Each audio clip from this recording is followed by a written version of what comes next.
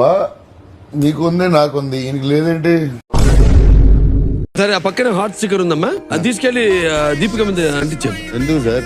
పెళ్లి అయిపోయింది sir, madam పెళ్లి అయిపోయింది, మనం హార్ట్ లో పెట్టకూడదు.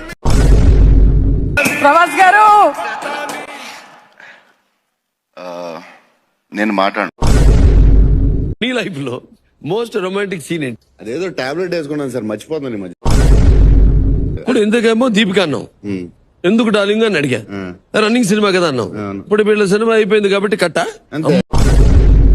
ఈరోజు కొంచెం ఎక్కువ మాడినా.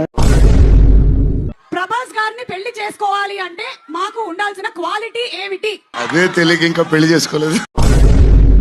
శర్వానంద్ వచ్చాడు సార్, సో పెళ్లి ఎప్పుడన్నా ప్రభాస్ తర్వాత అన్నాడు. నేను సల్మాన్ ఖాన్ తర్వాత అనగలేము. మీ ఫోన్ ఎక్స్చేంజ్ చేయాలి వీళ్ళిద్దరితో అనుకుంటే ఎవరితో ఎక్స్చేంజ్ చేస్తాం? ఎందుకు చేస్తాం సార్ పర్సనల్ ఫోన్? స్పీచ్ ఇలాగే ఉంటది బోరింగ్ అని చెప్పి బాహుబలి చేయమంటున్నారు కదా.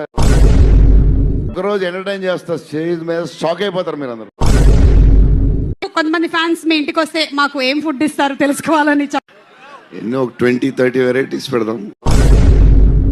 మెల్లగా అని అలా కరగని అని మెలోడీ సాంగ్ పాడుతుంటే నాకు గుండె అయిపోయింది. మీ గురించి ఎవ్వరికీ తెలియని 3 విషయాలు మాతో షేర్ చేసుకోవాలి. ఎందుకు చెప్పాలి?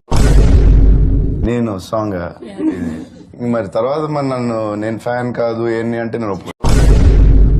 ఇద్దర్లో హూ ఇస్ ద బెస్ట్ అంటే ఏం చెప్తారు? ఇద్దరికంటే నేనే బెస్ట్.